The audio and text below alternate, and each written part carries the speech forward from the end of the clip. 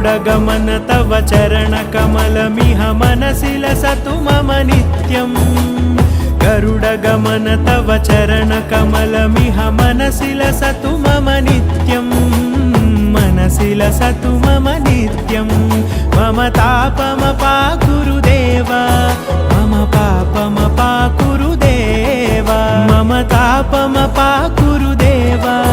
मम पापमपाकुरुदेव